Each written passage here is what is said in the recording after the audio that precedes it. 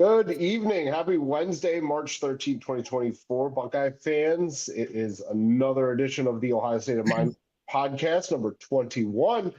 I'm your host, Michael Jen. Alongside with me on the other side is Josh Keatley, and we have a Benedict Arnold on our hands today, Josh. Tony Alford, the Ohio State running backs coach, earlier this afternoon, it was announced that he would be making a lateral move and going to Michigan. I am lots of words when I first found out. I saw it in our group chat because actually was taking, I was taking some time away from social media this morning. I do it every once in a while to just kind of, refresh your mind because we're on it a lot. So I kind of stuck off it, and when I saw that text inside of our group chat, I was just like, "What? Are you kidding me?" Josh, what were your first impressions when you heard this Tony Alford news?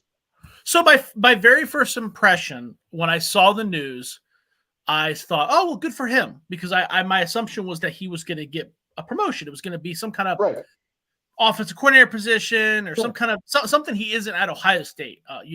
Ohio State and Michigan are kind of lateral schools.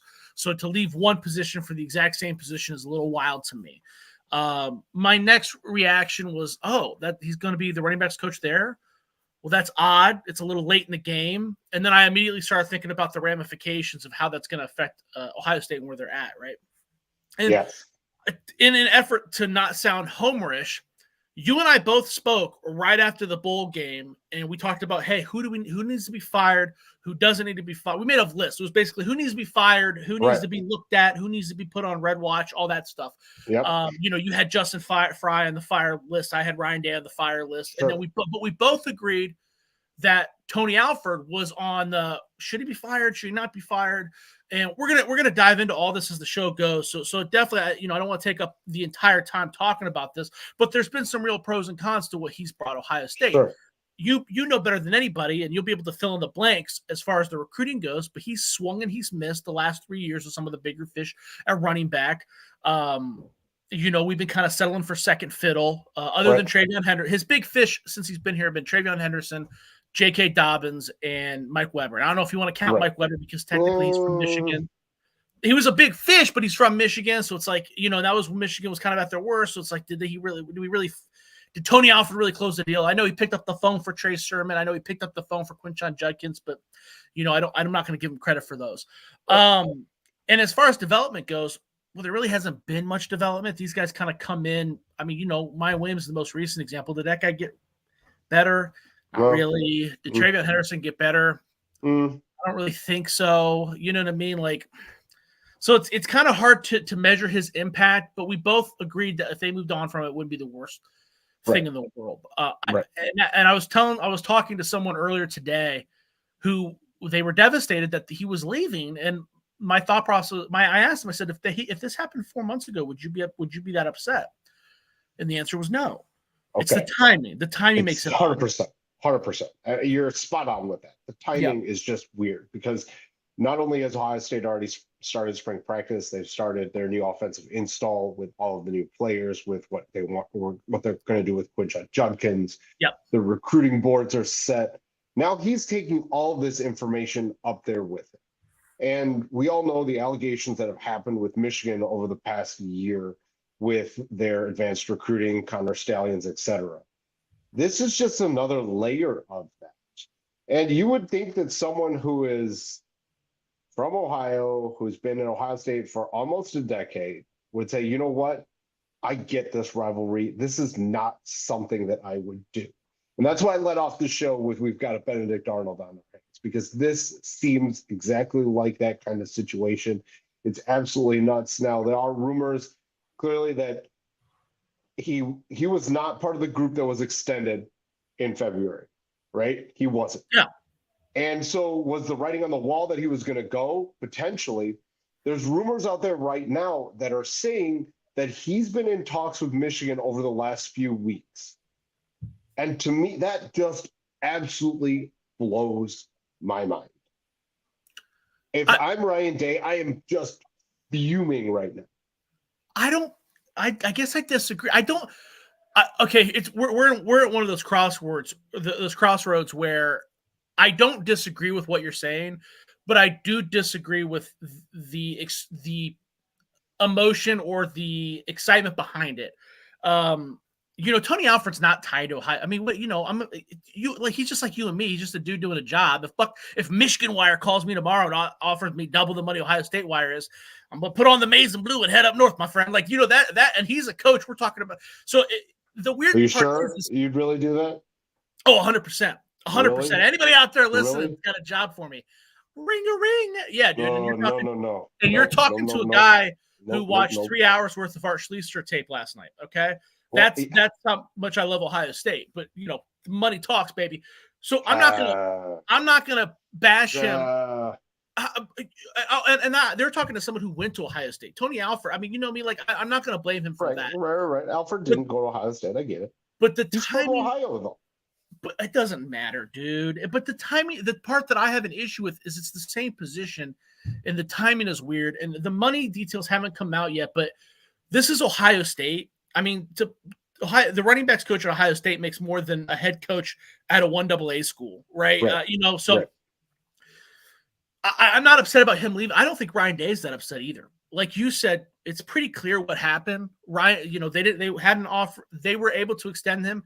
They did not. Ryan Day knows Ryan Day's on the hot seat. We had Phil Harrison, our editor, on last week, and he said one of the things he likes about Ryan Day is that when he's forced to make a decision, his back is to the wall, he makes changes. Tony Alford's one of those changes. His running backs can't stay healthy. They're not producing. They're not developing. A wide receiver played tailback last year. Yeah. Over Dalen Hayden. Okay. Yeah. So to act like Tony Alford is this key cog is mistaken. Ohio State was good before him. They'll be good after him.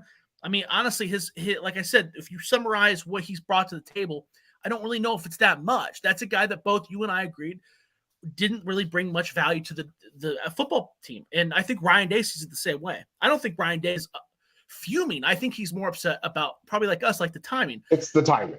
Yeah, like, dude, I told you this, because he probably had a conversation like, we're not going to extend you, bro. So if you want to go look for another job, go look for another job. He didn't go look for another job. He started spring ball. He's on the team. He's rocking and rolling. Then you leave. That's shitty. That's not 100%. 100%. Right. The recruiting board. So I'm not worried about anything leaking. I'm not worried about the recruiting board. First of all, one of the reasons I think that Tony Alford's gone is because I don't really know if he knew all that much anyways. So I don't think he has the ability to leak anything. As far as the recruiting board goes, this is Ohio State. I'll tell you, Google 24/7 Sports and the top recruits. That's the recruiting board. You know what I mean? Like it's not going to be that hard to pick apart. Plus, what's Tony Alford going to do? We've seen him miss out on the last 3 backs from Florida. What's he going to do? Tell Michigan and swing out at Michigan as well? It's not that. I just don't think it's that big of a deal. It's just the timing is upsetting. And on top of that, Chip Kelly, who they just hired, was also a running backs coach for like half of a decade in the 90s. Like, it's not like there's not other guys on the staff that are qualified. I don't think it's that big of a deal. I think it's the timing that's the most upsetting. Right. And I think if you're on the outside looking in, it looked like Tony Alford was a guy that Ryan Day liked. But if you're on the inside, kind of like I think that you and I are with the connections that we have and who we've talked to, he was on the hot seat. So it doesn't really. It's just the timing. The timing is what bothers me. 100%. I mean, that's exactly it for me too. I'm not. It's not that Tony Alford's leaving. That's fine. Yes. That's okay. The issue is first of all, the timing is, to me, it's the biggest part. It's also where he's going to. Like, you've seen it before. Transfers, etc. Coaches. It happens. It does. Yeah. This is not out of the ordinary. But at this point in time, just to jump ship, the timing is just absolutely horrendous. I mean, could he have done it post spring ball? Sure. Really, what he should have done is taken the job prior to spring ball starting. And then I don't think. Right. Back to what you were saying earlier. It seems like you're committed. He seems like he's committed to the program, but he wasn't actually committed to the program. And back to what you were saying too, it's basically been all but confirmed. He's been talking to Michigan for a couple of weeks now. Right. He could have made this decision earlier. He chose not. He waited until 2 practices in. The boys went on spring break. That's not the most cool thing to do. I also take comfort in the fact knowing that is the most complete I shouldn't say that. That is the unit that needs the least amount of coaching. Sure. What we got. Sure.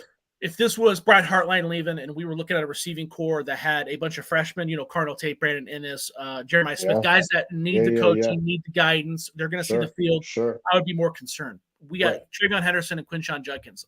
When you leave the SEC Dallin Hayden, James Peoples, the room's loaded. Dallin Hayden and James Peoples is a freshman, so he's going to need coaching. And Hayden, obviously, there's something that held him back last year. Right, so I'm not going to. So those guys still need coaching, but Quinshon Judkins and Travion Henderson, they're done, dude. Take that pie out of the oven, bro. It's just cooling off until the NFL. Right, and I agree with you on that. They're going to find somebody who's going to come in here, and it's not even working with those guys because those two guys are veteran guys. They're Judkins is probably going to go off to the NFL after this season. Obviously, Henderson will exhaust his eligibility and he'll move on as well. So it's more about the guys behind that we just named and Hayden and Peoples. You kind of want to build those guys up because there's going to be a hole in that room next year. And so this hire, no, I think so. Maybe they go to the portal and go get somebody, which would make a lot of sense as like the veteran, like they did this year. I mean, Judkins almost fell into their laps, right? But I think this year you're going to have to watch because you're not going to have to rely on guys like that to really carry the load next year. I mean, you're breaking in a new quarterback as well. You want to have a solid running back next year. So it's not necessarily about this year. It's about the coming years. And if Ryan Day can find the right coach to get these guys ready, I think that it's going to be fine. Either way, I think it's going to be fine. Like you said, we're Ohio State. It's going to be fine. They'll find somebody who will fit the job. But, there's a couple things I want to touch on. First of all, if everything goes right, Ohio State shouldn't have a hole next year, right? Because we both mentioned Dallin Hayden. We both like him a lot. If everything goes as planned, everything goes as scheduled, he steps right in. He's an all Big Ten back. But you need a pair and a spare, though, in my eyes. And ideally, that's only one. That's one dude. Peoples is going to be a freshman. How many reps is he really going to get? You're going to rely on your second. You're going to rely on your second guy as being a freshman with limited carries. I really think they're going to go into the portal and find someone. Possibly. It makes the most sense. It makes the most sense. Possibly. Either way, I'm not too I don't think Tony Alford leaving changes the trajectory of the program like Tim Walton or Brian Hartline or Jim Knowles. Agreed. 100%. Even when Chip Kelly leaves, I mean, 100%. It's just not going to, you're also talking about a position group where one guy's on the field at one time, maybe two guys are on the field at one time, right? We're not talking about if Justin Fry leaves after he's put in all this time trying to get these 5 or 6 guys on the same page and trying to read and react together and move together, or Larry Johnson. No, it's one guy. The textbook. I told someone earlier today, I'm not saying the running back position is easy to coach. All I'm saying is the textbook is the same size and you have less students, right? Sure. So it shouldn't be. This is just there's going to be a lot of candidates. We talked briefly about Eddie George, who's the head coach at Tennessee State. Whether he would want to take a demotion or not. From what I've heard, that's a no. I understand that, but it doesn't hurt to pick up the phone. Ohio State pays the Ohio State running back coach. It gets paid double what they do at the head coach at Tennessee State does. Well, I know that Eddie George doesn't. From what I've heard about that is that he made a promise at Tennessee State that he was going to get them back to where he wants them to be before he's going to leave. And I think that he feels like he doesn't want to go for that. I don't know. Listen, in all likelihood, he's not leaving, right? But what you're saying, I'm 1,000% sure when Tony Alford said bye to those guys as they went home for spring break wasn't, hey guys, I will never see you again. I'm sure also similar promises have been made and broken within the same 24 hours. Sure. There's Pepe Pearson was a name that floated around. I don't know if that's the best candidate considering there's such a leap in talent. And from there, it's not that he can't coach running backs. It's that the recruiting from going from one AA school to a place like Ohio State changes so drastically. Scotty Graham is, former Ohio State running back in the 90s, who was the running backs coach at Arizona that Jed Fish liked enough to take him to Washington. That's a guy with some California connections who's been out there recruiting the West Coast that has evidence in a resume that backs it up. That might be a good candidate. So there are other guys out there. It's a little late in the game, but I'm gonna be honest with you. Even if they don't hire a running backs coach for this season, I don't think it's devastating. I don't think it affects the team. Okay. I don't think it affects the game plan. Your two main backs, they're done. They're done. The recipe, it's been in the oven. They're done. It'd be nice to coach those younger guys for sure, but there's still guys on the coaching staff that can coach running backs. Chip Kelly coached running backs for 5 years. It's upsetting because of the time, but this is not the best coach in the world. This is not a position where there's going to be a lot of change. It's not something that bothers me as much as it bothers other people. Like I said, it's the timing and where he's going. Right. I think that's the consensus here. 100%. Yeah. It's the timing and where he's going. Because if he left and went somewhere else, even if it was another Big Ten school, say he went to like Washington, or say he went to, Penn State, like it wouldn't be as big of a deal, right? But the fact that he's going to Michigan, and the fact that he's already started with the team in the spring, and then he's going, it's just like, what is going on here? I think that it boggles my mind. I still can't wrap my head around. I'm not really sure why Michigan even really wants him, if I'm being honest. Like I said, I don't mind Tony Alford. I don't think he's a bad coach. It's just that's not one of the. If you ask me to list the coaches I want to keep in order, he's definitely for sure in the bottom half.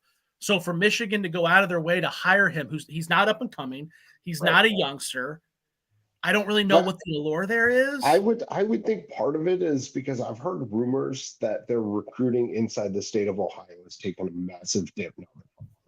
And Steve Clydesdale, who was really involved in recruiting Ohio players. Obviously, Alford's from Ohio. He knows the state very well. They signed a big-time running back with Jordan Marshall in the last cycle from Ohio. Yeah, Michigan got him.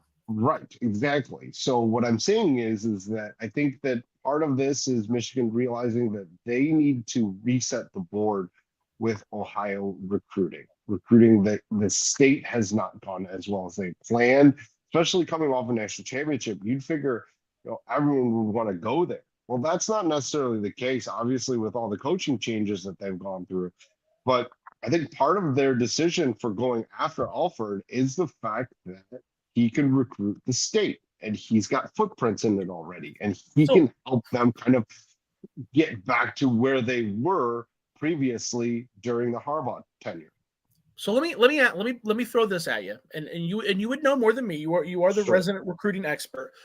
But my issue with that is when you talk about coaches understanding a certain region or area, they talk about a lot with Charlie Strong. Charlie Strong made a hell of a career by coaching Florida. Well, he also started out at very small schools and was recruiting 3-stars and turning them into stars, right? Okay.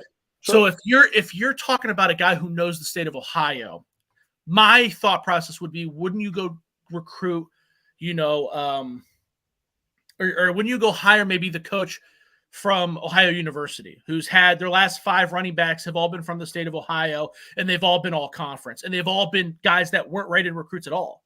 You know what I mean? He's traveled these high schools. He's found talent that wasn't out there, and he's plucked it. But if you're the coach at Ohio State, are you really recruiting Ohio, or are those kids wanting to go to Ohio State? That's my question. Because if you really want someone that recruits Ohio, wouldn't you rather have the guy that understands that is forced to look under every single rock, Division 5, Division 6 Ohio, rather than a guy like, Ohio State, let's put it this way. When Ohio State wants a kid from Ohio, recently they've been under fire because they don't offer that scholarship until so late in the game. Because they know when they do offer that scholarship, that kid's going to take it because he's from the state of Ohio. So they have to withhold us. It's like shooting fish in a barrel to some degree. It's not, I know that's exaggerating a little bit. It's not like the days of, Earl Bruce and John Cooper where they owned Ohio in the days of national recruiting and all that. But it's still, no one owns Ohio like Ohio State theoretically. Right? I guess that's my question. Yes. You know what I mean? Okay. So, yeah, no, I get it. So I think that really it comes down to relationships and recruiting, and he's got those relationships with the Ohio schools. Now, does he have relationships all across the country? Yes, of course he does. Ohio State recruits nationally. Michigan also recruits nationally. So it's not like some of these targets that he's going to go after he doesn't know. I mean, it's just I really think a lot of it has to do with the fact that Michigan's game plan, and when Michigan's been good, they've been able to recruit the state of Ohio, right? Like, let's be real here. Like Well, Charles yeah, that's Woodson, right? Like, 100%. Charles Woodson's a perfect example. Like, he's an Right. Ohioan, went to Michigan, right? Helped him win a national championship, right? Like, that's the kind of thing that they want. They want those guys. They look for guys in Ohio where the Buckeyes entertain potentially giving them an offer, don't, and then they're pissed off about the fact that the Buckeyes didn't and Michigan did, and therefore they can go and kind of rub it into the Buckeyes. We've seen that happen a lot recently, right? I mean, Especially in the offensive line and defensive lines. yeah, So I understand what you're saying, but to me, Michigan just won a national championship. right. So your argument is they're trying to reinvent the wheel a little bit recruiting wise, and to me, and I'm not saying you're wrong. I'm just saying I'm confused because you don't need to, because you just won a national championship. You already have the map. You have the blueprint. But The they best thing they did kind of do recruiting-wise. though. But they kind of do though. I mean, their Why? whole staff is virtually different, right? But Like it's almost completely different. Harbaugh lost so many guys, or Harbaugh took with him so many guys, right? I And they understand lost a that. lot of their staffers. So, but if I he just, was doing what was working, so we both agree that what Harbaugh was doing was working, sure, right? right, So Harbaugh leaves, he takes everybody, he gives you the keys to the car, and he gives you a map. What you're saying is he's got to throw away the map because the same gas station attendant's not on the road, right? Or whatever. The same pit stops aren't there. What I'm saying is, why would you do that? Why would that matter? I'm not saying that Tony Alford's a bad hire. I'm just saying I'm confused by it, because if I'm Michigan and you're pressing the restart button, they have to give them a couple of years. They have to know that everything is being not only did Harbaugh leave and take half the staff, but this is the most senior. They had the most seniors in like the nation, right? So you have to give this guy, you have to give Sherman Moore a couple of years. He's not going to get fired immediately. I would have tried to find someone who's the young, hot, upcoming. I would have tried to find the Brian Hartline of running backs. That's what I would have tried to do. And they didn't do that. They went and got Tony Alford. I get it. But also at this point in time, it's hard to go and get that kind of guy, right? Because you've started spring practice, because people are already bought in, because most coaches already have a job at this point in time. So but why didn't they pull the trigger weeks ago? I don't know. That's the question. I don't know. Because he technically was still under contract for next year. So it didn't make sense for him not to actively look for a job and leave a job, right? Would you rather, like, when you look for a job in the real world, do you just quit your job and then go look for another job? No. No. I'm not saying your job. You know what I'm saying? I'm not saying Tony Alford. I'm saying, why didn't Michigan pull the trigger sooner? Does that make sense? Because they didn't retain Mike Hart, right? Well, I understand that. And that was last week. That happened last week. But they could have done that earlier. They could have done all this earlier. Does that make sense? They could. I'm not saying that you're wrong. Maybe it's a little like jab at the rivalry as well. You know, maybe they knew they could do this, and then they're like, "Oh well, haha, we're going to get a little bit more insider information when I come over there and poach one of their coaches." Then that's pretty close-minded if that's what they're doing. If that's what they're doing. And I don't know. I don't know. It's pretty Bush League as well. So I don't know. If that's what they want to do, they're allowed to. They can do that, and they're more than welcome to do that. I don't think Tony Alford is holding the secret DNA, the secret sauce to beat Ohio State. If they want to take an aging running back coach who swung and missed on the last 3 studs, they are more than welcome to do so. Yeah. No, I'm okay. Like, again, I think we're in complete agreement with the fact that this is kind of is what it is. Yeah, we agree, Chris. Everyone is trying to find that Hartline for sure. Yeah, exactly. That's my point. If you're trying to find the next Brian Hartline, it's not Tony Alford. That's all I'm saying. You know what I mean? Like, I don't disagree with that at all. I think that's 100% spot on. It's just again, I think that it's fairly simple to see why they went after him. In my eyes, it's I'm not saying you're wrong. I don't see it. I understand. To me, it's just like, I get it. I've read rumors that say that. not to mention that they've had better running backs than Ohio State the last 5 years. Like it's kind of odd. It's just like there's no debate. There's no debate. They've had, I guess there's a little debate. I shouldn't say that, but right. Once Corum started to get going, I would agree with that. And that was so for the last 3 years. You want to talk about recruiting and being shady? When he hired Biff Poggi, who's a nobody, just some rich dude who owned a private school in Maryland. When you hire that dude to be your analyst so you could bring in all of his kids from Maryland, that's when you talk about shady. That's when you get the upper hand recruiting. Taking an aging Tony Alford, whose best running back is a transfer. Think it's part of it. Huh? I still think it's part of it. I do. I'm not saying you're wrong. It just confuses me, right? I mean, you know what I mean? Yeah. Like it's like I get it. You might be right. We might be looking at one of those long, beautiful mind equations on the chalkboard, and you might have the right answer, but I don't see it. I don't know if it's because I'm dumb. I don't know if it's because I'm right. I don't know what the reason is. I just don't see it. That's not what I would have. No, I get where you're coming from, because you're right. You do want a guy that is going to be, that dude, right?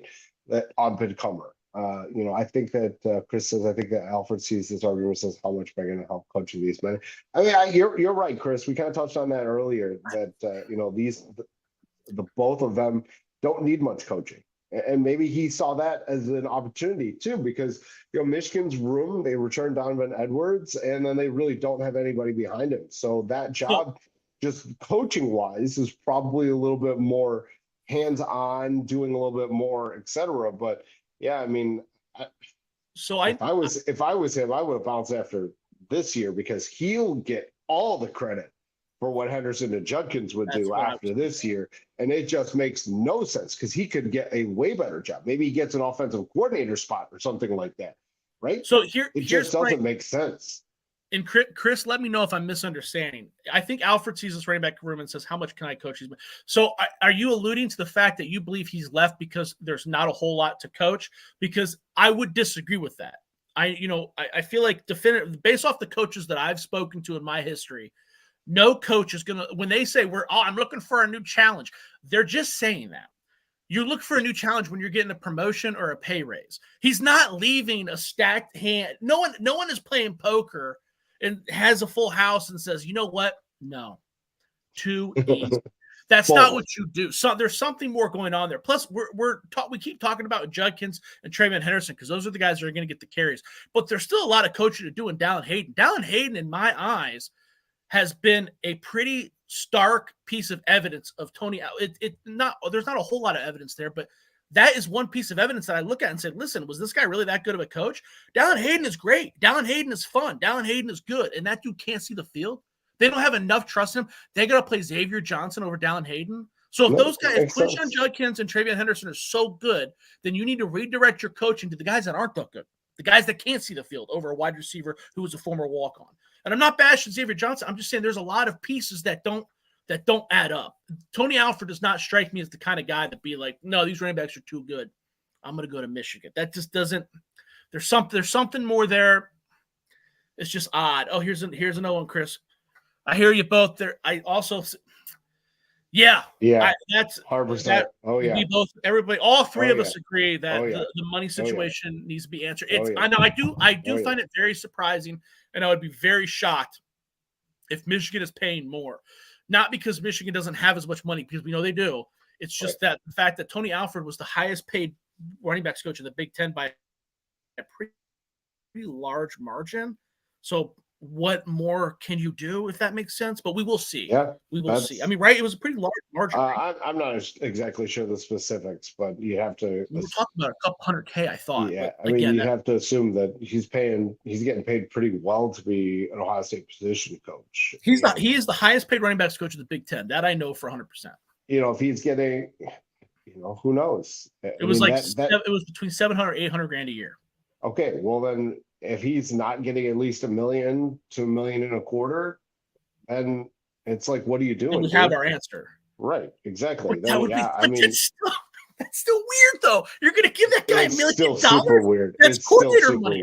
It's still super weird. And you have to also wonder, how long is the contract going to be for as well? I don't know. Are they going to lock him up for like 5-6 years, or are they going to put him on No a 2-year deal? No way. Or they put him on a 2-year deal. If you put him on a like it's still, dude, again, I bet it goes back to the fact that he could have gotten all the accolades for what Judkins and Henderson are going to do this fall, dude, and bank on that, and then go get paid. I almost think that there's a chance that Ryan Day is in his office laughing right now, that he's saying, "Take him, boys, take him." Who knows? Who knows? That's probably not true. I'm exaggerating now because it's impossible. It'll be really interesting to see what Ryan Day says about this when he's got his next meeting. I mean, I know, but like, will he dance around it? Will he like for sure? You just don't know. People are gonna prod him, and that's that's the right thing to do. You have to ask those questions because it's important, right? Yeah. So we'll see how. Well, I'm really curious to see how that works out, because that'll be pretty telling. It'll be pretty telling.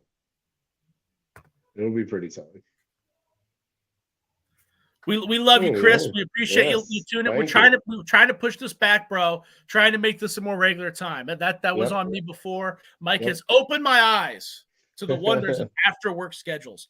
Yeah, so, after work schedules where it's at.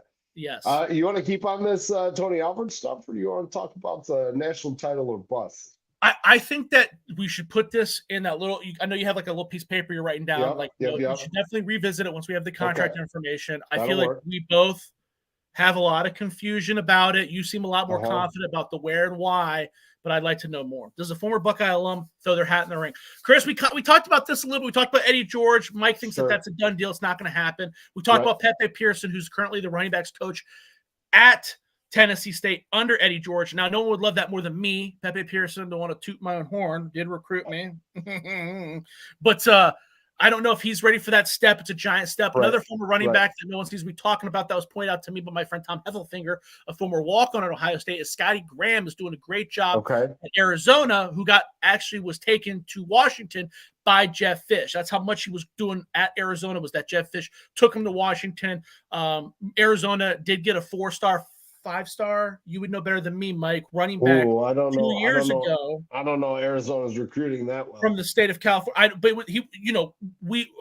Arizona's recruiting has gone up a notch, and Scotty Graham has been credited for doing that. Much better, yes. And if you can't hit Florida like Tony Alford was missing Florida, California is the next best option, maybe even an equal option. Scotty Graham can do that. So that's definitely another one. Seems the trend. Yeah, We'll see what happens. There's some other names out there. It's a wait and see. It's really hard to put names up there right now because it's so late in the game and the timing. Again, it all goes back to the timing. Yes, it does. All of it. All goes back to the timing. Yeah. All of it. All right, Josh. National title or bust. We've talked about this previously, but we're going to talk about it again. Mainly because an Ohio State player decided to speak up about it, and that was Denzel Burke. He said it's natty or bust. That's our mentality. No excuses. We got to win it all. Do you agree with that? No, we've talked about this a couple times. Another reason why I didn't even know Denzel Burke said that. The reason I had it on our list is because it was a common question that was being asked of me all week was, hey, do you think if Ryan Day doesn't win a national championship? I think with the spreads and the odds coming out, more people are getting excited. And a lot of people reach out to me and said, dude, if Ryan Day doesn't win the national championship, is he getting fired? So that's kind of why I put it on the list. We talked about this a lot, but I guess we've never really hit it head on. And I guess it's a good thing to talk about it again because we can clarify one more final time. You like Ryan Day. You do not see Ryan Day as being fired. In your world, to fire Ryan Day, what has to happen? Clarify it one more time for the people. He would have to lose to Michigan, not win the Big Ten, and have an early out in the college football. Okay. So the answer to the national championship question is no. If they do not win a national championship, you do not believe that there's that charges for upheaval, correct? Yeah. I mean, it hinges on a lot of things. Like as we've talked about, the Big Ten is theirs. It's right there for the taking. They can get back to the top of the mountain. So, right, exactly. Yes, and I think Chris, you're spot on, and that's why we saw so many of these guys who could have gone to the NFL come back. They want to leave a legacy. They've talked about it. Obviously, Denzel Burke is still talking about it. It's on his mind. They know that, and so I think that yes, the goal every year for Ohio State is a national championship. Let's be real here, right? There's not a lot of schools that can say that, right? And there's like a handful of schools. There's 5-6 schools that can say that every year, right? Ohio State's one of them.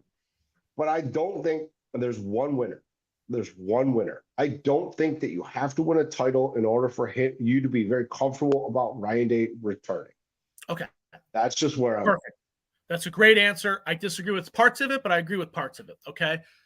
You mentioned a couple different things that I think my barometer for Ryan Day keeping his job, and I'm gonna address Chris's comments as well for those that are listening.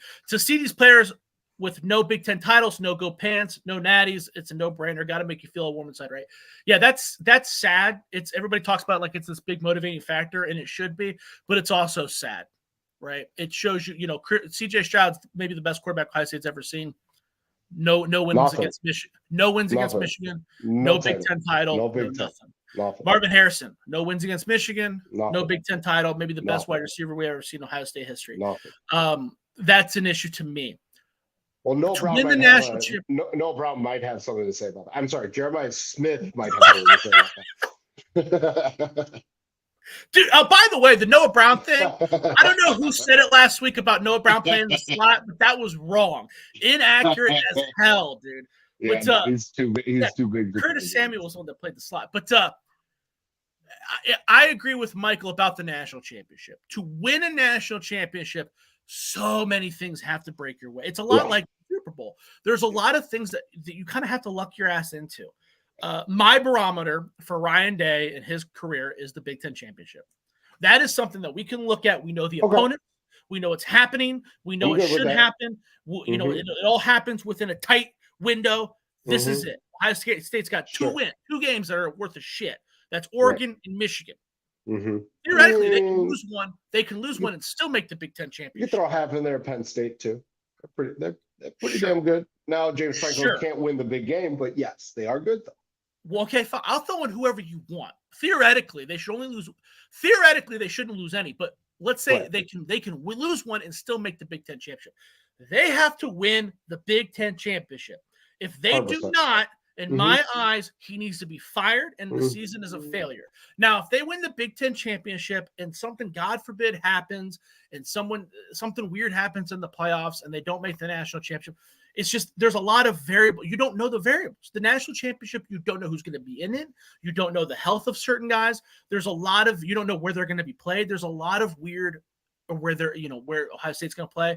There's a lot of weird variables there. So to hinge everything on a national championship, to me, is unfair. But all right, so let's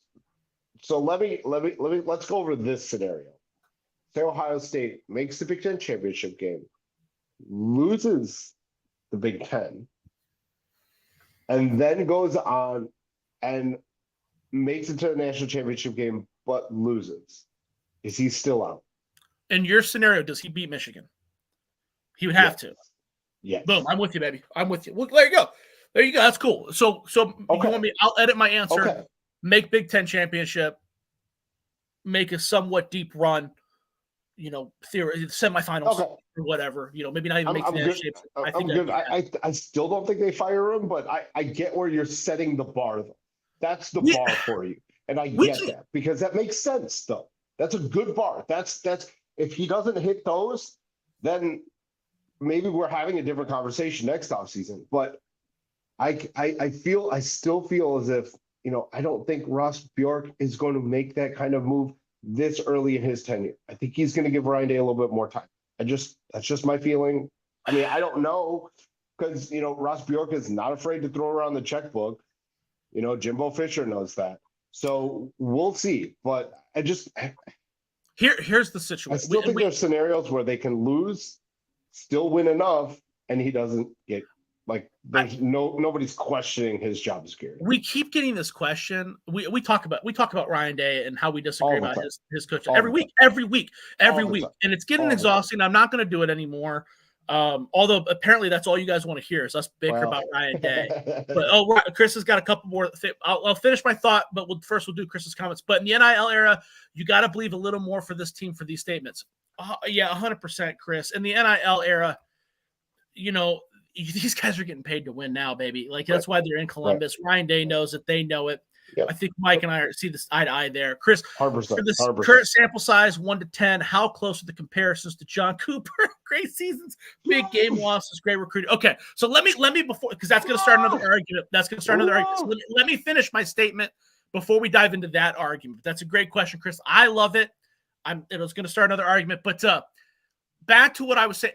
Here's the situation. It doesn't matter. We disagree, but sure. I'm not going to exhaust it anymore because I know for a fact that if Ohio State loses to Michigan and misses out on the Big Ten championship, you're going to switch your tune so goddamn fast. So when Sharon Moore is crying on the sidelines and hugging Tony Alford, and we lose again, we lose to Michigan, we lose the Big Ten so fast. We go on and make it to the college football playoff finals. I'm still good with that. I mean, it's just like 2 years ago with CJ Stroud, right? Yeah, go ahead, talk about it. I was good with that. What happened with CJ Stroud? Well, they didn't beat Michigan, but they were a field goal away and a fourth quarter. Well, not even a field goal. No. Time out. They were a fourth quarter collapse away from beating Georgia and then walking all over TC. Time out. See, that's the problem with that statement. You can believe that. If you want to believe that, that's your truth, buddy. That's your truth. But those aren't facts.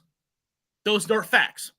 The facts of that season, and that's the problem, is that you view that season. That's the big, and Chris, this is the big Ryan Day debate. That season is looked at by Buckeye fans two different ways. One is the way Mike just explained, and the other one is my way, where they lost to Michigan. They didn't make the Big Ten championship. They backed their ass into the playoffs when they probably shouldn't have. They lost to Georgia. Those are the facts. Those I don't disagree with that. I understand. They won no championship and no bowl game that year. I still believe that was a very successful season. You can believe that, but you can also believe that Ryan Day has been in a number of close games against top-tier opponents, and he's only won one against Clemson. What other games has he won, really? Well, he's beaten Michigan as well, so that's, Those aren't the same Michigan teams. I don't disagree with that, but he's still beaten them. I mean, on this scale, so Chris's question really gives us the scale, right? It's greater than 5. It has to be, right? Oh. It's greater than 5. I don't think it's higher than an 8. I would say 6 to 7 range right there. He's getting there. I mean, Cooper had a longer tenure, and especially towards the end, it was bad. You kind of just expected him to, lose Michigan, lose bowl game. Right? Like that was like kind of the expectation in Columbus. It was like, oh, here we go again. 11-0 heading into the game, an L and then an L. Well, that's not entirely. They beat Michigan in 2000, right? 2001. Yeah. I think his last season there, they did well. That I don't know. I shouldn't. Weren't they like 6-6? They were good. I didn't say they were good. I'm just saying you threw out the Michigan fact, and I don't think that's entirely accurate. But they weren't good. They went to the Outback Bowl both years in a row. And they lost to Steve Spurrier and that white running back that Ohio State had. I think his name is Brewer, the little white running back. Yeah, Brewer. Mm-hmm. Yeah, I think that's right. I don't know. I'm trying to Google. I can't Google fast enough. I believe it is Brewer. I can't remember his first name, but I do believe so. He was a little white running back who was from Ohio. Yeah, I feel bad for saying that he was white, but yeah, he was, right? Let's see here. Cooper's Buckeyes. I don't know, man. I can't pull up the Michigan game fast enough. Here's the deal about Cooper. It's not necessarily an insult either. People don't like Cooper because he's not one of the greatest coaches of all time, right? And Ohio State has had a handful of those guys. Jim Tressel or Jim Tressel, Urban Meyer, Woody Hayes. I mean, those guys were all, Paul Brown. And he's not in that tier. But John Cooper's still a Hall of Fame coach. He won a lot of games. The biggest thing to me, the biggest comparison to me is that, like Ryan Day, Cooper, when Cooper was really great at identifying talent. Some of the best walk-ons we've ever had were under the Cooper era. Terry Glenn, some of the most talented rosters. 1998, David Boston, and get some more. His final year, he lost 3 of his last 5 games. He did, huh? Purdue lost at Purdue, won at home to Michigan State, went on the road to Illinois, beat Illinois, lost to Michigan 38-26, and then got spanked in that South Carolina bowl game. Whatever.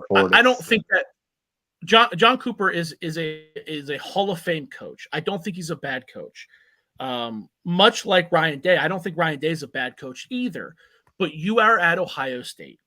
The expectation is not your expectation. You're going to be compared to Urban Meyer, Jim Tressel, and Woody Hayes.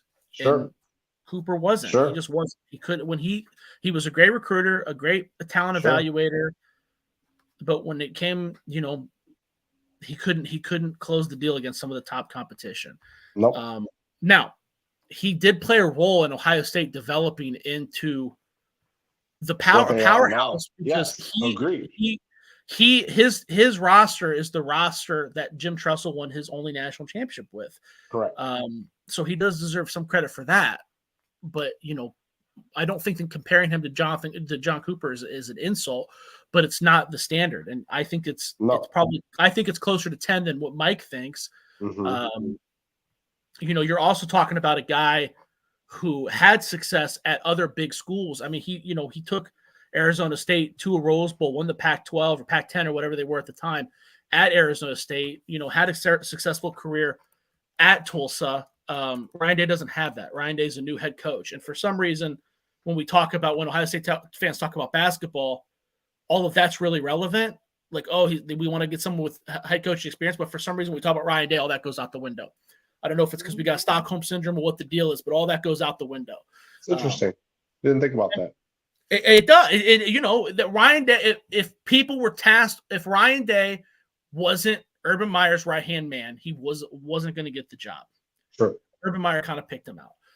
So John Cooper does deserve a little bit more credit for that too, because he wasn't given the Ohio State job. So I think that they're much more comparable. 3-8 in bowl games. Yeah. 2-10-1 against Michigan. What is Ryan Day in bowl games? Oh, give me a second. Yeah, that's a good Google. He's got at least a couple wins. Right? Is he two? Is it say he's 2-4? Am I reading that right? It might be. You look that up. I got some other questions coming in here. Right.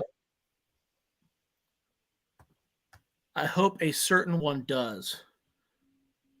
What are you talking, Austin? What are you talking about? Give me some content for the current great season, big game losses, great recruiting. He's 3-3. He's 1, 2. I'm doubling up on. Wait, hold on. He's actually 2-4. Okay, so that's really not great, right? We both agree. No, it's not. No, it's not. So they're pretty comparable. I just don't think it's as big as an insult as other people. But I'm the first one to say Ryan Day, I would have fired him last couple months ago. Austin, we talked about this earlier. Eddie George. I'm a big Eddie George guy. I think Eddie George should be the job. I'm calling up Eddie George. I know that we talked about Tony Alford's contract. He was making double what Eddie is making as head coach of Tennessee State. I guess Eddie came out and told him no already. So we talked about Pepe Pearson, who's the running backs coach under Eddie George at Tennessee State. He's a candidate. I kind of vote against that. No, you're good, man. We're just glad you logged on at some point. Thank you. Appreciate it. But Pepe Pearson's a candidate who's the running back coach at Tennessee State under Eddie George. I think that's a big leap. We kind of Michael and I both agree that might not be the best candidate because of his lack of big school experience. We did mention Scotty Graham. Scotty Graham was another running back from the early 90s. You might know him being a Bengals fan or, spent a short time with the Bengals and Vikings. He was the running backs coach at Arizona, did such a great job that Jed Fish took him to Washington. He was a part of that crew that recruited Arizona's first 4-star running back in a long time, which ironically, I believe that running back's name was Michael Wiley. Right. But yeah, kind of a guy's a California stranglehold. But that was to summarize, I think Ryan Day and John Cooper are more. I think that once Ryan Day's done, there's going to be a lot of people comparing him to John Cooper more than they want to. We're at Ohio State too. Some of the worst coaches in Ohio State history. I mean, you look at Earl Bruce. That guy got fired for winning 9 games every year. You're at Ohio State. When you're at Ohio State, you're just expected. There's you play 2 games. You play 2 games that are real. You got so much more talent than everybody else. Typically. Typical. Well, speaking of talent, that Ohio State quarterback room is absolutely loaded with it, Josh. This will be the last topic that we'll hit for the day, unless we get any more questions. But Ryan Day has not officially named Will Howard as the starter. He's opening up the competition. Again, in the small clips that we saw over the first couple of practices, it looked like Devin Brown had a little bit more command of the offense. He looked a little bit sharper. Let's talk about handicapping this race. I mean, Julian Sands part of it, Aaron Nolan's part of it, Lincoln Keenholz is part of it. There's a lot of talented young quarterbacks. Only one of them really has experience in Howard. The rest of them are pretty green. So, in your eyes, what do you see? What are we looking at quarterbacks? Let's take Austin's question real quick before we hit those quarterbacks. So, do you see any fallout with recruits, Josh? So we actually didn't talk about that. I'm assuming you're talking about the Tony Alford leaving. I don't think so. I think that I guess we briefly touched on it. We saw Alford swing and miss a lot on some of the big 5-star, 4-star studs out of the state of Florida. A lot of the guys he's getting are guys that have been committed to Ohio State for an insanely long time, guys that grew up wanting to go to Ohio State. So, I don't think there's going to be a lot of fallout there. I'd be more alarmed about the transfer portal. I'd be more alarmed that after spring, if Dalen Hayden isn't, getting some kind of confidence built or some kind of idea that he's going to get a couple carries a game, I could see him leaving. Now, if you're Dalen Hayden, why you would want to leave for the running backs coach that taught you so little that they played a wide receiver over you? I don't know. I'm just saying that could be a potential.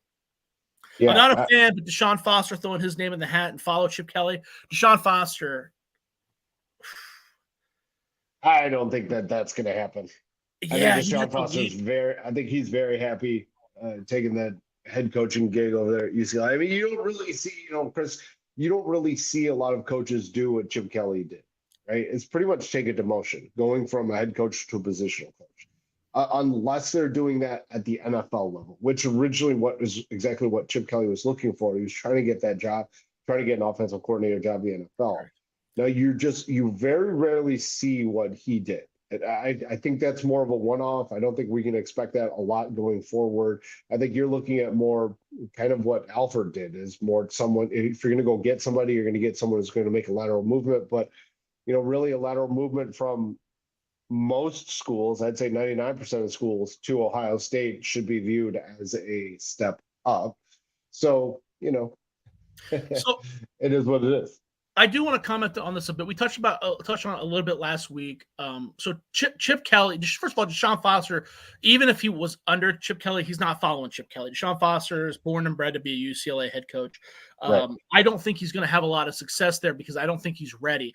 One of the reasons why Deshaun Foster got the job at UCLA is because one of the reasons why Chip Kelly left UCLA is because in the day and age of the NIL, you are forced to get on your knees, pleasure the boosters, then kiss them on the mouth. And he didn't want to do that. He wants to recruit. He wants to coach football. Deshaun Foster said, if you hire me, I will be on my knees as long as you need me to. He'll do whatever he needs to. That comes to my door. And because he went to UCLA, he loves UCLA, all that good stuff. So that's kind of the deal there. Deshaun Foster would be a phenomenal running backs coach. He's already got a hell of a resume in doing that. I just don't think that that's a realistic target for the situation. But the quarterbacks, so we talked about, so Devin Brown has a certain swagger that you fall in love with. You and I talked about this last year in the chat. Burn them boats, baby. Burn them boats. He's an electric guy. He looks like a quarterback. He's just fun to watch. His high school tape's really fun to watch. But one of the reasons why this topic came up too is because Denzel Burke came out and said, they asked him about Howard, and he said, I need to see more from him. And he said it kind of in a tone of like, what I've seen from him ain't been good. Devin Brown feels like he's got the locker room side. Feels they like go against him in practice every day, so they would yeah, know. The and DBs would know. Denzel Burke would know. DBs would know. He's seen some quarterbacks. So I think that I don't think that it's between Devin Brown. The quarterback position is between Devin Brown and Will Howard. Right. Let's start. Right. Yeah, I'm rooting personally. I'm rooting for Devin Brown because that's someone that I've invested a lot of time in. That's someone that I've talked to. I've met a couple times. That's my bias. I was also never huge into Will Howard. I was always kind of the one that kind of throttle back our expectations. But Will Howard, what he does bring to the table that you're going to see during the game time, and we don't really know if Devin Brown has done this yet, but Devin Brown and Common Core like to throw it up. They like to throw the yellow balls. They like to play hero ball. Ryan Day doesn't want that. He doesn't want hero ball. He wants someone to do their thing, be very intelligent about it. And Will Howard is one of the most intelligent quarterbacks in all of college football. The way he plays the game, the decisions he makes, he knows when and how to take risks and make sure that those risks are mitigated at the right time. And sometimes that goes underappreciated until game time. So we won't really know. But, again, I do like Devin Brown. I think that I don't think that Ryan Day likes to drag these things out. I think that he does want to be able to say. Although he did this year though. That I know, but I don't think that's a good point. And Chip Kelly did last year too. So that's another factor too. Last year, I also believe it was a dictatorship. Ryan Day sat in a room by himself, watched the film, and dragged it on. I don't think he wants to do that. But now this year, I think it's more of a democracy with him and Chip Kelly discussing it back and forth. Chip Kelly's going to get a say. Chip Kelly handled the quarterback position at UCLA really, really poorly last year. Really, really poorly last year. But in years past, he hasn't. In years past, with like DTR and stuff, he picks a guy and DTR was great.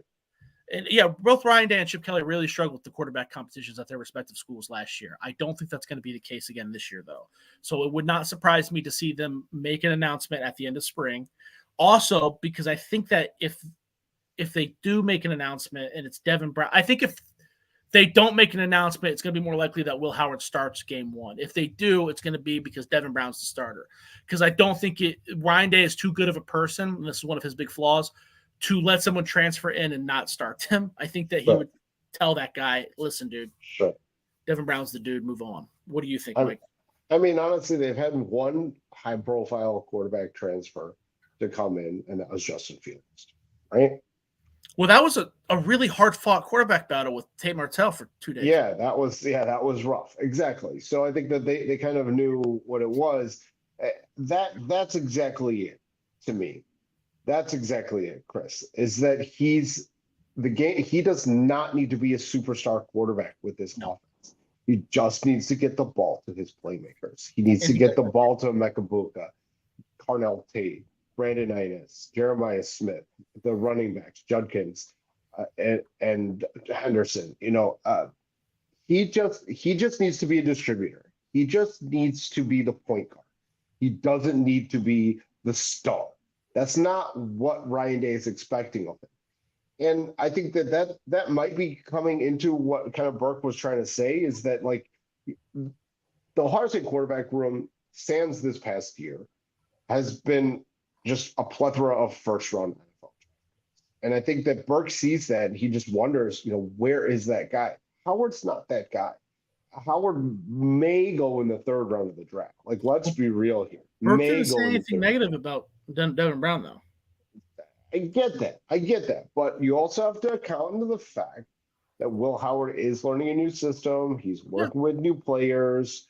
Devin Brown's been in this system for multiple years now. He knows everybody's cadence. He knows how fast his wide receivers are. He's on rhythm with all of those guys. Will Howard is not. That's what spring practice is for. That's where he gets to get a chance to really get after it with his wide receivers. He understands their in and outs of breaks. He understands how fast they are. Maybe he doesn't. He has never, ever at Kansas State had the amount of offensive skill position talent that he has now at Ohio State. It's different for him. Maybe he couldn't throw wide receivers open at Kansas State because his wide receivers weren't going to get open. So he had to throw it into different windows. He's going to have an opportunity to play with multiple first-round draft picks at the wide receiver position. And in my eyes, it might take him a little bit, which is fine.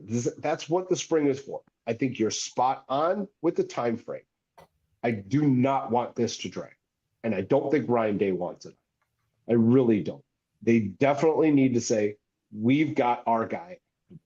They cannot let this drag on to the fall, because a national championship caliber team has to establish that leadership position as soon as spring ends, or you're going to see another JT Barrett, Cardell Jones type of thing. And that's not a lost season where they were championship caliber. You don't want that again, because they probably should have went back to back, right? If they just rode with JT his last year, I really think that they probably go back to back, but they didn't. I think that I agree with most of what you're saying. I think that there has to be a happy medium. I want Ryan Day to make a decision. I truly believe, because Ryan Day is a nice guy. That's one of the reasons why I don't think he's cut out to be a head coach at Ohio State, because he's just too nice. I think he wants to make a decision. I don't think he likes to have these kids hanging around. I don't think he likes the pressure. I don't think he likes that. He wants to have his guy and move on. But I also don't want him to rush into it. I'm worried that might be a factor too, because last year went so horribly wrong. Right. That I feel like he's going to pull the trigger too early. But I'm putting a lot. But now with Chip Kelly there, hopefully that doesn't happen, because Chip Kelly should be, as another voice of reason, another intelligent guy that's going to be helping him. Yeah, who's also going to have his hand on the trigger. So his finger on the pulse, whatever. But I think that, the excuse of, he doesn't know these guys or that, I think that that's valid up to a point. I don't think that they're putting in a whole playbook, because, you're seeing a lot of this. What they do in spring is they put in enough of the playbook and enough things to do to get an idea of them not going out to make sure that someone knows how to follow directions and goes the right direction, the right way. They don't put in things that make you panic. The idea is to put in enough to where you can properly evaluate. So that really shouldn't be an issue. Will Howard's a very intelligent guy. I don't think that's part of his game either. I think that that's not going to be the issue. If there's something mental going on with Will Howard, it would be the fact that he can't handle the pressure of Ohio State, because it's a big gap from Kansas State to Ohio State. Not necessarily the talent. Huge gap. Not necessarily the talent. Expectations. Exactly. I mean, when Ohio State's got the largest media beat in all of college football. Kansas State, they would have press conferences and there'd be like two guys there. Yeah. You know what I mean? So it's pretty intimidating when you walk in and you see a group, 50. You go to the Woody and you see 40, 50 people sitting right in front of you. It's uncomfortable if you're a kid from Kansas. Day needs to make a decision early, absolutely. But when we have Akron, Western Michigan, Marshall start your season, you should see both play well. Then what does the mumbles and jumbles start? Okay, so here's Mike. You want to handle this one first? You want me to go first? You can go first. You're about to, because I feel like we're gonna have the same answer. Go ahead. I feel like we're gonna have the same answer. It's less about we said a similar thing last year because Notre Dame wasn't immediately right. Right, they were third, I believe. The issue is that the earlier you establish that guy, the less you mumble and jumble. Use your term. There's going to be in the locker room. There's going to be you got your guy. This is your guy. This is my guy. This is what we're doing. Right. Yep. And then you're done. So it's less about the competition and it's more about what your expectations are for your locker room. Okay. Plus, if you're messing around trying to figure out who your quarterbacks are against Western Michigan, Akron, and Marshall, in my opinion, you're in trouble. Because that's another big issue Ohio State has is that they waste a whole lot of time against these shitty opponents. When that should be fine for guys like Dalen Hayden, Aaron Nolan, Jeremiah Smith to get their stats up and keep them out of the freaking portal. Mm-hmm. So that I'm not putting a gun to Ryan Day's head to make a decision by the end of spring. I want to be very clear about that. But he definitely needs to have a plan by game one. That to me, that's too long. If we're going into the season having our I wouldn't disagree with that. I think that he needs to make it as soon as spring ends. I think it's after the spring game, during his press conference, he has to say, "This is my quarterback." this is who we're going to go with. It also gives the other players an opportunity to transfer. And as you've talked about, he's a nice guy. I don't think he wants to put those players in a position where they're going to be stuck in a school sitting there and not playing when they want to play. I think that everyone in that room wants to play. I think the freshmen will wait it out. I mean, maybe Aaron Nolan transfers only because how good I believe Julian Sain actually is. This schedule is bad enough, and this team is good enough to where everybody should see enough time, other than the 4 or 5 guys that are going to see the portal anyways. The transfer portal should be filled with guys like Julian Fleming. It should not be filled with guys like Malik Hartford and Dalen Hayden. That's not what it's for. But those guys, the schedule's bad enough to where those guys should all see snaps. Austin says, yes, I agree. This bad schedule may mask bad quarterback play. Day has done this in the past. Here's so Day, and he calls himself the quarterback whisperer. Everybody calls him the quarterback whisperer. I have my doubts after last year, but you can still, even if it's against accurate. Listen, one of the best passes I've ever seen from when I was watching Trevor Lawrence was when he threw it against Citadel. And a lot of people say, oh, it was against Citadel. Who cares? No. The ball placement, the timing, there's certain things that doesn't matter the competition, right? The masking, so you might be common court against Akron and throw for 300 yards. I mean, Phil was on the podcast yesterday. If you look, or last week, if you look at common court stats from last year, the dude had all Big Ten caliber stats, hands down. But when you're at Ohio State, it's very, very clear to see who's hacking it and who's not and why, right? So, if someone is throwing, if you miss 3 wide open receivers against Akron, it's not going to matter who the competition is. You missed it. You bailed too early. You're not reading it. You're taking off and running too often. I'm trying to think of another good example. You see I was watching Aaron Nolan tape the other day. A big common issue that I kept noticing was that he loves to loft the ball. Now, they were all beautiful passes, beautiful touchdowns. They were not loft passes. There was cover 2 defense. You got to zip the shit in there. He wasn't doing that, right? If you're going to see that, Ryan Day should be able to see that against a team like Akron if they do that and be like, that wasn't the right pass. It was a touchdown, but that wasn't how that should have gone. And then, understand what's going on. But again, Michael and I are on the same page. That decision needs to be made before that first snap. If they don't make that decision by the first snap, we got issues. We're in trouble. What is the date on the spring game? Oh, that's a good question. Let's find out. I believe it's in April. It is in April, but I can't remember what day. This makes for a good podcast. Both of us going silent. April 13th. Yeah. April 13th. Yeah. But yeah, no, I mean, I think that's the time that, gives 4 months or so to do everything that they need to do. All right. So before we cut out here, Josh. Yes. You got another question? No, I was pointing at you like, yeah. Okay. Okay. Gotcha. All right. Let's rank them then. Before we get off, let's rank them. Oh. Let's do it. Who's QB 1, 2, 3, 4, all the way down to 5? Let's rank them. What we got here? Devin Brown, baby. Okay. Here's your 1. He's my number 1, baby. All right. That's biased. 2. I'm being completely biased. That's fine. Be biased. That's Will Howard's my number 2. Okay. Number 3 is Keenholz. I haven't given up on him. Okay. Man, okay, so this is where it gets messy because I watched some Aaron Nolan last night. Dude, that dude is flat out special. He's good. He's good as long as he stays healthy. His senior year, he wasn't healthy. His junior year was just phenomenal. Yeah, we talked about Julian Sain on the podcast 2 weeks ago, and I said I'm not ready for Julian Sain to play this year. But I think in the future, I compared him to Troy Smith. Aaron Nolan, I think if they played with him this year, that's not stopping them at all. That dude, he's got the team on his back. He's accurate. So why is he QB4 then? Well, because I guess you could put him above Keenholz. I think you really could. So you can put him in 3? I'm not going to do that because I like Keenholz. Okay. I'm watching Aaron Nolan against high school kids. You know what I mean? Like that's not fair to compare. But it is Georgia. It is Georgia. It is Georgia. That's really high level high school football. And you know how I am at my comparisons too. Here, you know who I compared Aaron Nolan to?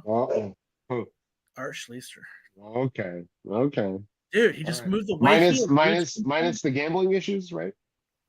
Yeah, minus the degeneracy. Yeah. But the way he maneuvers in the pocket and the way he throws that deep ball, that lofty deep ball, it's pretty, man. He's got it going on, dude.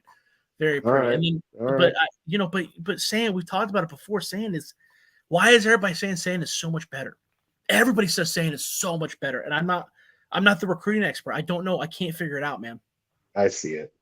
All You right, see here it we go. too, Oh yeah, here we go. Air stealing is just that dude. Look, All both American, of bro. the both of the freshmen have ridiculous ceilings. Like, Dude, let's be real here. he's got Let's be real here. the ball placement is Let's be pretty real. legit, man. As long as he stays healthy, he's good. He's good. All right. So I'm taking Will Howard at the top. I got Will Howard at the top. No I got arguments. Devin. I got Devin Brown right behind him, and here's where it gets a little dicey for me. I'm taking Julian saying QB3. I think he's that good. I've watched both of their tapes. I've watched both of their junior tapes. I've watched both of their senior tapes. I've seen 7-on-7s. I've seen all-star. So are you out on Keenholz? Are you out on him? I Do you just think he needs to move on? not that I think he needs to move on. I think in terms of development, coming from, was it North Dakota? He's not playing at that high level, right? He's not going up against D1 guys week in and week out. Julian Sain in California did. Like, let's be real here. Julian Sain, because of the competition, he's coming in way more prepared. He's only a year behind, and he's coming in as a higher rated quarterback. He's coming in as a guy that has played against high level competition for multiple years. I can't see him not playing this year. They might hold a red shirt. He might play in the 4 games, so he doesn't, he can still red shirt.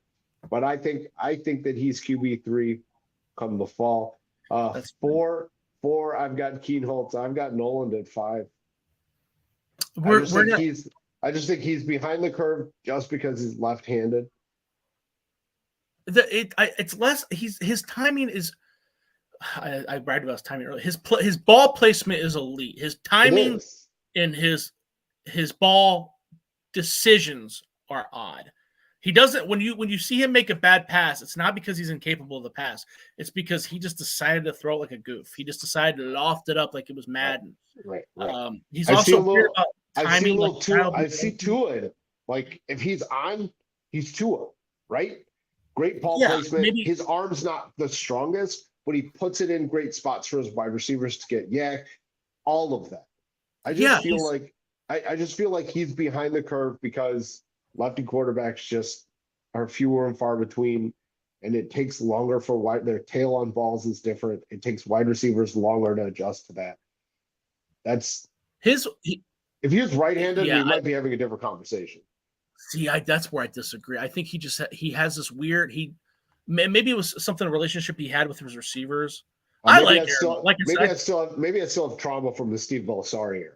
I mean, that is entirely possible as well. Steve Belisari. Oh, here we go. If he was Steve Belisari wasn't good, but if he was under Urban Meyer, he'd be just as good as JT Barrett. You can't convince me. You can't convince me otherwise. That dude was insanely athletic, dude. Insane. If he was under Urban Meyer, dude, he was never going to be an All-American. He wasn't going to be a high draft pick. But if he had Urban Meyer as a head coach and the RPO, the way they did things, that with him, Derek Combs, Reggie Germany, Kenyon Rambo, that team would have been Darnell Sanders. That team would have been completely different. That guy was but he wasn't here though. He was. I think that if you switch, he was a safety playing quarterback. Come on. 100%. But if you switch, but so is Eric Crouch. If you switch JT Barrett and Steve Belisari, I'm telling you, dude, that guy, and he was big, dude. Don't you remember how big he was? No, he was a big dude. I mean, I was in school with him. Big dude. People forget that guy was a 5-star recruit too. Weird fact, I had his AOL Instant Messenger name back then, and every once in a while I'd randomly send him a message. No, he never responded. No, he never responded, but It was Belly '08. Just throwing that out there. But anyways, oh yeah, Justin Zwick. Oh my goodness, I saw him as a senior when he was at Massillon, right? I thought that he was going to that's come. right, because he transferred from. Yeah, he played at Massillon his last 2 years. He played Massillon his last 2 years, I believe. Yeah. And I saw him play a game, and I was just like, this guy is going to be amazing. I thought he was just going to light it up. Zwick liked to party too, brother. Yeah, I didn't know Justin like that. I didn't know Justin. Dude, he'll tell you. Justin's a cool guy. Justin's a super nice guy. Yes. I attended both those games. Yes. No, I'm not saying Steve Belisari is good. It's just he gets shit on. We've had a lot of bad quarterback play in Ohio State history, and he's not one of them. Well, you go back, dude. Go back and watch early '90s Jim Carsados. Go back and watch Kent Graham, early '90s or late '80s Kent Graham when he had Chris Carter to throw to. Well, Jim Carsados actually had Chris Carter to throw to. Kent Graham was later on. Kent Graham had Jeff Graham and Bobby Olive, who were both pretty good.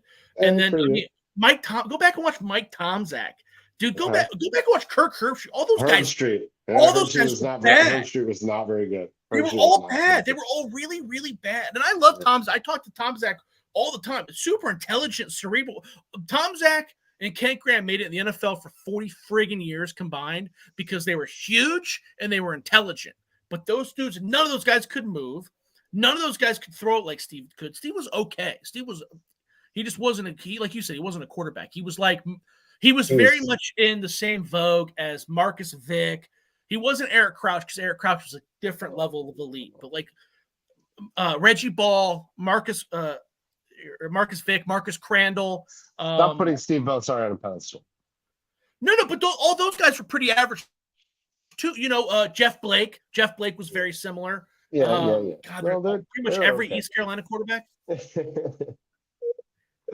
One more comment. We're going to shut down. Krenzel's rise just makes folks.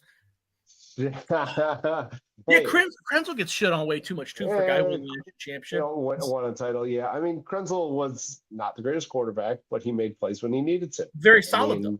Better than all those guys I just listed. Very solid. I mean, you kind of expected him to make a jump his second season after they won the title. He did not. He's pretty much the same exact player that he was, but he was never a guy that you would say like, all right, he's going to play in the NFL for 10 years. He just wasn't, he just wasn't. I think he could have, but a lot of that was because of him. Yeah, well, maybe he wanted to go and start practicing medicine, which is ultimately what he ended up doing. But hey, you know what? He will live in Buckeye lore for winning that title. Oh, I would take that. 2022, Craig Krenzel. Will Howard's got a higher 2002. I'm sorry. Yeah, I do think. Well, I do think that too. And his skill position players are much better as well. Oh my god! Well, although Michael Jenkins was pretty damn good, so was pretty damn good. Michael Jenkins is elite, dude. I mean, Michael Jenkins in this offense, records. All the records gone. He'd be pretty damn good. I mean, Gamble played both ways, so you couldn't always play offense. I mean, the dude would play 100 plays a game. So. Well, there was another wide receiver that was pretty. Chris Vance was not good, but he was okay. Before we leave, I was watching some Mylan Graham tape. Remind me of Reggie Germany. Okay. Elite quickness. Okay. The problem with Mylan Graham though is the same thing you were saying about Keenholz, where it's like, dude, is this guy from like? He's playing guys like me, like 5'6" white kids in Indiana. Yeah. Indiana. It's very good. Hey, one more prediction. If Keenholz leaves, he's going to Alabama. Because that's Kalen DeBoer recruited him at Washington, and now he's down there in Alabama. If Keenholz leaves, he's going to Alabama. He's winning an SEC championship. Calling it now. 2 years from now, Cobb Accord ACC championship, Keenholz SEC championship. Wow. Wow. Well, the McCord one's not that impressive because after Florida State and North Carolina leave, it's not going to. All right, dude, we'll shut it down. Chris, we're going to be here next Wednesday. What time? It's up to you. Around this time. 7 o'clock? Pop it off. Yeah. Around, somewhere around there. 7 o'clock. Yep. Hit us We'll up with any blast it. questions We'll blast it out. beforehand or during. All right, sounds Blast good. it out. That's all I do. Yeah. Like, subscribe, share on all of your platforms. We would very much appreciate it. You can follow me at Mike F. Chen on the Twitters. Josh? Yeah, follow me at Josh Keatley 16. Definitely check out our work at Buckeyes Wire. That as well. I just wrote an article about the upcoming Buckeyes in the United Football League. So definitely check that out if you want to see what Gary Conley's up to. Yeah. All right, sounds good. That's it for us today. Yes, 7 Eastern. Yep. All right. That's it for us today. Go Bucks. Go Bucks.